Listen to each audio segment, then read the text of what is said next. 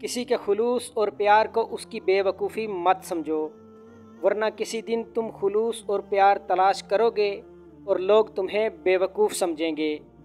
دنیا میں ہزار رشتے بناؤ، لیکن ایک رشتہ ایسا بناؤ جب ہزاروں آپ کے خلاف ہوں تو وہ ایک آپ کے ساتھ ہو۔ جو فضول خرچی پر فخر کرتا ہے وہ مفلس ہو کر ذلیل ہو جاتا ہے۔ خدا سے جب بھی مانگو تو مقدر مانگو، عقل نہیں، کیونکہ میں نے بہت سے عقل والوں کو مقدر والوں کے در پر دیکھا ہے۔ مصیبت کے وقت بھی مطمئن نظر آؤ اور مشکلات کے باوجود خوش باش رہو۔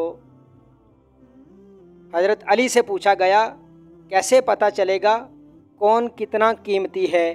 فرمایا، جس میں جتنا زیادہ احساس ہوگا وہ اتنا ہی زیادہ قیمتی ہوگا۔ ان لوگوں پر اعتبار کرو جو تمہاری تین باتیں بھانپ سکیں: تمہاری ہنسی میں پوشیدہ درد کو، تمہارے غصے میں پوشیدہ پیار کو، اور تمہاری خاموشی میں پوشیدہ وجہ کو۔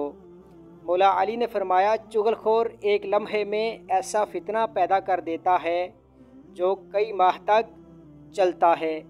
تین چیزیں ایمان کو تباہ کر دیتی ہیں: امیروں کی محفل، عورتوں کی صحبت، اور جاہلوں سے بحث کرنا۔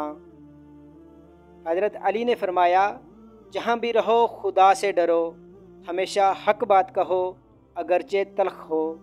تجربہ انسان کو غلط فیصلے سے بچاتا ہے، مگر تجربہ غلط فیصلے سے ہی حاصل ہوتا ہے۔ اپنی زبان کی تیزی اس ماں پر مت چلاؤ جس نے تمہیں بولنا سکھایا۔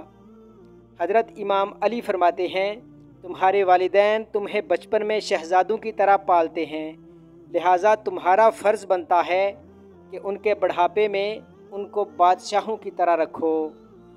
مصیبت کے وقت گھبرا جانا مصیبت سے بڑی مصیبت ہے۔